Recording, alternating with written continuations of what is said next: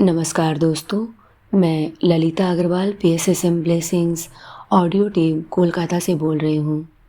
पिछले ऑडियो में हमने जाना कि टॉरकॉम जी कैलिफोर्निया वाली बस में जा रहे हैं, जिसमें वह एक फीमेल कॉमेडियन से मिलते हैं जो सभी का एंटरटेनमेंट करती है। ऑडियो नंबर 94 में हम इसी घटना को आगे बढ़ाएंगे। वह बताते हैं, मेरे बगल में बैठी हुई लड़की ने कहा, क्या तुम कुछ पैसे कमाना चाहते हो? मैंने पूछा कैसे? वह बोली, बस 2 घंटे के लिए रुकने वाली है और हम एक ऐसे स्थान पर जा सकते हैं जहां हम कुछ पैसे बना सकें। हम 5 मिनट तक चले और फिर हमने एक विशाल बिल्डिंग में प्रवेश किया। वह मुझे एक बड़ी मशीन के पास ले गई और बोली, इस छेद में 25 सेंट डालो और मशीन का हैंडल खींचो। मैंने 25 सेंट डाले और हैंडल खींचा। अचानक से मेरे कप में पैसे बरसने लगे। यह $25 थे। मुझे समझ में नहीं आ रहा था कि मैं क्या करूं। उसने कहा, पैसे अपनी जेब में रख लो और अगर तुम्हें और पैसे चाहिए तो तुम यह गेम फिर खेल सकते हो। मैंने अपने पॉकेट से 25 सेंट लिए, छेद में डाले और हैंडल खींचा। इस बार मुझे $15 मिले। मेरा पॉकेट पैसों से भर गया था। मैं सोच रहा था कि अगर मैं कुछ दिन के लिए यहाँ रुक जाता और इस तरह कुछ पैसे बना लेता। लड़के ने कहा, ठीक है, अब हमें चलना चाहिए। मैंने पूछा, क्या हम फिर ऐसा नहीं कर सकते? उसने कहा, नहीं, अगर तुम फिर ऐसा करो तो हो सकता है तुम सारे पैसे खो दो जो तुमने इस तरह प्राप्त किए हैं। मैंने पूछा, क्यों? वह बोली, तुम लकी थे। चलो बस में चढ़ते हैं। और वह मुझे खींचते हुए बिल्डिंग के दरवाजे की तरफ ले गई। मैंने कहा, मैं तुम्हें कुछ पैसे देना चाहता हूँ। उसने कहा, नहीं, लेकिन तुम मुझे एक सैंडविच खरीद कर दे सकते हो। मैंने उसे एक सैंडविच खरीद कर दी, स्वयं भी खाई। उसके बाद हमने ऑरेंज जूस लिया और बस की तरफ गए। पूरे ट्रिप में उस लड़के ने मुझे कई तरीक़ों से मेरी सहायता की। कैलिफोर्निया पहुंचने के पहले ही वह गायब हो गई। जब मैं लॉस एंजलिस पहुंचा, अमेरिकन चर्च से एक यंग आदमी बस स्टेशन पर मुझसे मिला और हम सेंट जेम्स चर्च पहुंचे, जो उस समय एडम्स बोulevard पर था। कुछ महीनों तक चर्च ऑफिस में मैंने सेक्रेटरी का काम किया और संडेज़ को मैं ऑफिशिएटिंग प्रीस्ट का काम करता था। मुझे हर महीने $100 मिलते थे। 3 महीने बाद वह दिन आया जब बिशप ने चर्च में मेरा अभिषेक करने का निश्चय किया। बड़ी संख्या में लोग आए थे जो यह होली मास अटेंड करने जा रहे थे। होली मास के बीच में बिशप रुके और अभिषेक समारोह शुरू किया। आर्मेनियन चर्च के अनुसार साधारण व्यक्ति का नाम परिवर्तित किया जाना चाहिए और उसे एक दूसरा नाम दिया जाना चाहिए। यह इस बात का प्रतीक था कि पुराने व्यक्ति की मृत्यु होनी चाहिए और एक नए व्यक्ति का जन्म होना चाहिए। बिशप ने मुझे नया नाम दिया, टॉरकॉम। मेरा पुराना नाम था हैरुटियन, आर्मेनियन में जिसका अर्थ है पुनर्जीवन। टॉरकॉम जेरूसलम मॉनेस्ट्री के कुलपति का नाम था, जहाँ पर मैंने अपनी क्रिश्चियन स्टडीज़ की थी।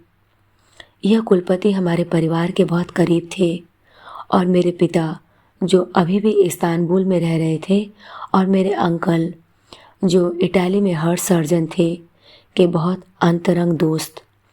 यह घटना और यह चैप्टर यहीं ख़त्म होता है।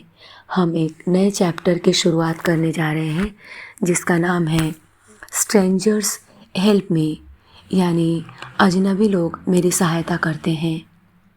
यह अर्ली मई 1959 की बात है। मैं ल्यूसिस ट्रस्ट देखने बॉस्टन से न्यूयॉर्क जा रहा था।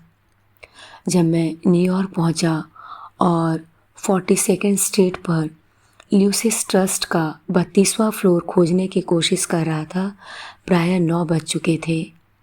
मैं जब जा रहा था, एक कार रुकी और एक ब्लैक गर्ल ने कार की खिड़की से मुझसे कहा, तुम एक अजनबी की तरह लग रहे हो, नहीं क्या?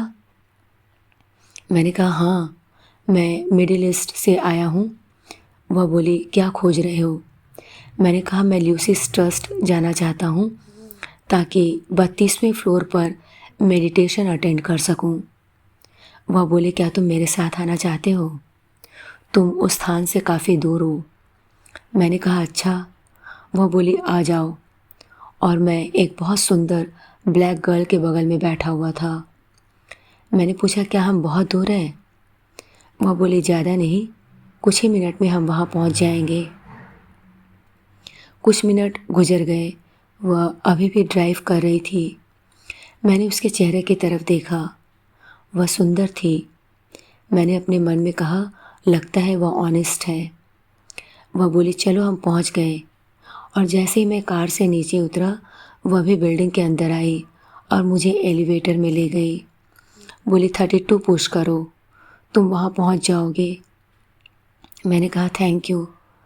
मैं 32वें फ्लोर पर गया, फॉस्टर बेली से मिला। वह बहुत अच्छे आदमी थे। उन्होंने मुझे ग्रीट किया और दर्शकों से मेरा परिचय कराया। मीटिंग बहुत इंस्पायरिंग थी। करीब रात के 10 बज चुके थे, लेकिन कोई भी मीटिंग छोड़कर जाने की नहीं सोच रहा था। मैंने दोबारा फॉस्टर बेली को गले लगाया और कहा गुड नाइट। मुझे इस तरह के इंस्पायरिंग मीटिंग में आकर बहुत खुशी हुई। उन्होंने कहा हम तुमसे फिर मिलेंगे। मैं उसी एलिवेटर से नीचे गया। जब दरवाज़ा खुला तो वही ब्लैक लड़की चेयर पर बैठी हुई थी। उसने पूछा क्या मीटिंग ख़त्म हो गई? मैंने कहा हाँ। वह बोली तुम कहाँ जा रहे हो? मैंने कहा बॉस्टन। वह बोली बॉस्टन कैसे? मैं बोला हो सकता है टैक्सी से। वह बोली मेरी कार में आओ, और वह मुझे न्यूयॉर्क से बॉस्टन ले गई। बॉस्टन के रास्ते में उसने कहा मुझे ऐसा महसूस हुआ कि इतने बड़े शहर में मैं तुम्हें अकेला नहीं छोड़ सकती। मैंने पूछा ऐसा क्यों? तुम मेरी सहायता क्यों करना चाहती थी? वह बोली मुझे सचमुच नहीं पता क्यों। बॉस्टन की 5 घंटे की राइड में उसने सिर्फ यही कहा था। वह मुझे सही जगह पर लेकर आई, मुझे हक किया और वापस न्यूयॉर्क चली गई। मैंने उससे उसका नाम नहीं पूछा, वह मेरा नाम नहीं जानती थी। तब से अब तक मैंने कई बार उसका नाम और पता जानना चाहा ताकि मैं उसे अपना ग्रैटिट्यूड और लव भेज सकूं। जब मैंने यह स्टोरी अपने ब्रदर इन लॉ को बताई तो उसने मेरी तरफ देखा और कहा तुम पागल हो जो एक ब्लैक गर्ल के साथ गए जिसे तुम जानते तक नहीं हो। मैंने पूछा क्या हो सकता था?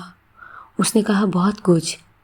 यह जानकर रखो कि यह न्यूयॉर्क है, मिडिल ईस्ट का कोई शहर नहीं। यह बहुत स्ट्रेंज है कि मैं ब्लैक लोगों को लव करता हूँ, और हर बार जब मैं किसी क्राइसिस में रहा हूँ किसी ब्लैक आदमी या लड़के ने मेरी हेल्प की है। आज के लिए इतना ही। अगले ऑडियो में हम इसी घटना को आगे जानेंगे। तब तक के लिए धन्यवाद दोस्तों। आप सभी का बहुत बहुत आभार। आपका दिन शुभ हो।